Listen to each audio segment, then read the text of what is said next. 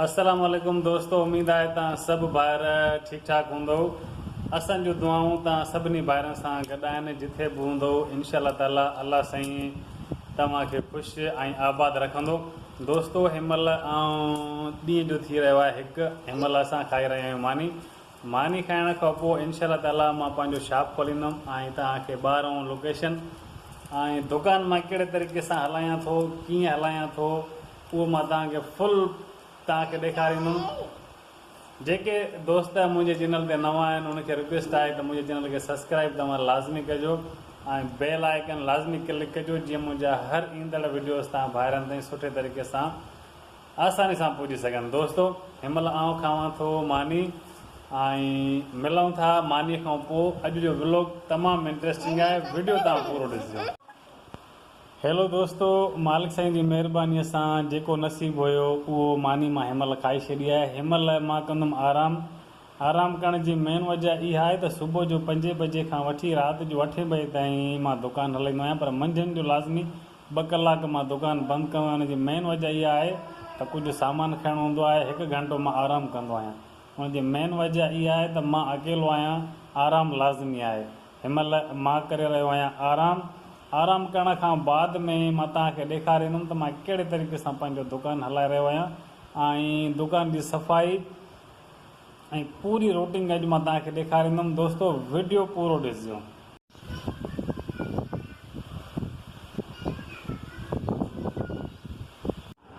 Hello दोस्तो, हिनमहिल ॾींहं जा 2 थी रहिया आहिनि। मां खोलियो आहे पंहिंजो दुकानु, बिस्मिल्लाह करे हिनमहिल कमु कयूं था व्लॉग खे स्टार्ट। दोस्तो ॿाहिरि गर्मी ॾिसो तमामु शदीद आहे, बिस्मिल्लाह करे कम खे कयूं था चालू।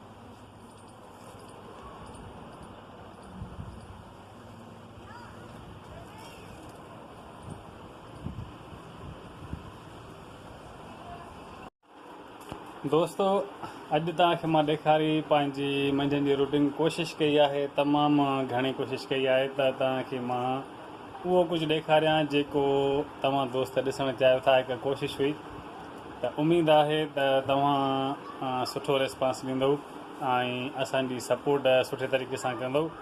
सभिनी दोस्तनि खे अर्ज़ु आहे त अगरि जेका कमी पेशी हुजे तव्हां मूंखे ॿुधाइजो त मां उनखे दुरुस्त कयां।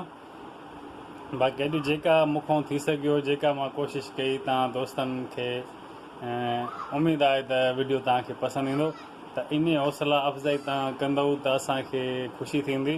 ऐं नेक्स्ट टाइम असां तव्हांखे हिन खां बि मज़ीद सुठा सुठा वीडियोज़ अपलोड करे ॾेखारींदासीं।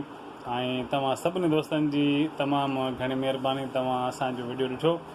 नेक्स्ट टाइम इंशाअल्लाह ताला अञा वधीक कोशिशि कंदासीं त तव्हांखे मज़ीद सुठा सुठा वीडियोज़ अपलोड मां करे ॾेखारियां। पर असांजी मेन हिकु इहो आहे त मां हिकु दुकानदार आहियां, ॿियो ॿाहिरि शदीद गर्मी आहे, थोरी मौसम चेंज थींदी तव्हांखे ॿाहिरि जी रूटीन इंशाअल्लाह ताला तमामु सुठे तरीक़े सां ॾेखारींदुमि। दोस्तो इंशाअल्लाह ताला नेक्स्ट टाइम जेको थी सघियो तव्हांखे पंहिंजी कॉलोनी, पंहिंजे आसपास जो हर उहा शइ ॾेखारींदुमि जेका तव्हां दोस्तनि खे इंशाअल्लाह ताला पसंदि ईंदी।